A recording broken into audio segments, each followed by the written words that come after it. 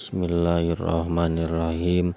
Qala mu'allifu hadal kitab rahimahullahu ta'ala wa nafa'ana bi ulumihim amin ya Allah ya rabbal alamin. Adabul majalisi, ari ieu eta martelakeun pirang-pirang adab-adaban ka pirang-pirang majlis. Alaman eta tetep wajib ka jalma, yati anu datang itu man al majalisa ka pirang-pirang majlis. Naon aya bedaa ari yen ngamimitian man al hadirina ka pirang-pirang jalma anu hadir bisalami kana ngucap salam. Wa aya jelisa jeung yen diuk si man haisun taha ku sakira-kira beak bihi ka itu man naon al majlisu tempat diuk. Wa ayu ridho jeung yen malengos man an aqwalil ammati tina pirang-pirang caritaan anu umum al kholiyati anu kosong anil faedati tina faedah. Wa ayu ghayyiro jeung yen ngarobah man al munkaro kana pamunkaran biyadihi ku leungeunna man.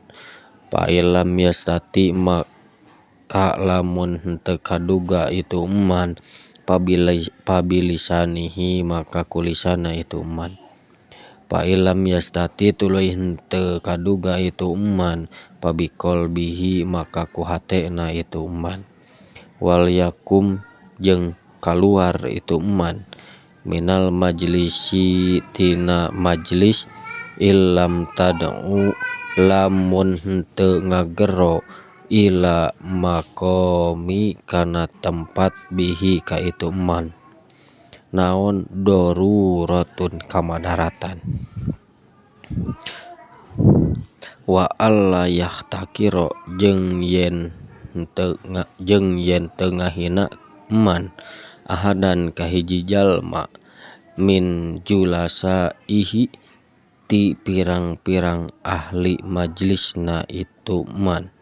Rubbama kana terkadang bukti itu ahad khairun eta leuwih alus minhu tinimang itu man indallahi dicakeun Gusti Allah.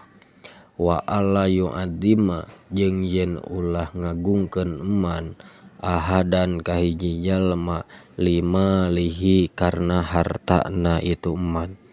Li anna dalika karna saestuna ari itu yu'adzima ahadan lima lihi yudhifu eta matak ngalemahkeun adina kana agama. Wa yuskitu jeung bakal ngagugurkeun itu emma al muru'ata kana maru'ahna. Wa in kana jeung yen kabuktian itu man pitoriqi eta tetep di jalan pal yaguddo tah kudu meureumkeun man torpahu kana paninggalina man. Wal yagus jeung kudu mantuan man al malhupa ka jalma anu dianiaya. Wal yu'an jeung kudu nulungan man ad-dhaifa ka jalma anu lemah. Wal yursidi jeung kudu nuduhkeun man ad-dhalla ka jalma anu sasar. Wal yaroddu jeung kudu ngajawab man assalama kana ucapan salam alaman ka jalma badaa anu ngamimitian itu man bihu anu badaa anu ngamimitian hu ka itu man naon bihi itu salam. Wal yu'ti jeung kudu mere man asaila ka jalma anu menta. Wal yakun jeung kudu bukti itu si man bi jalsatihi dina diukna man waquron eta anu tenang. Fa inna dalika maka saestuna ari itu ukuran ada eta ngagero itu ukuran ila ta'dimihi kana kaagunganana itu si man wal i'tinai jeung merhatikeun lisanihi kana kaayaanana itu si man. Wallahu a'lam bishawab. Alhamdulillah.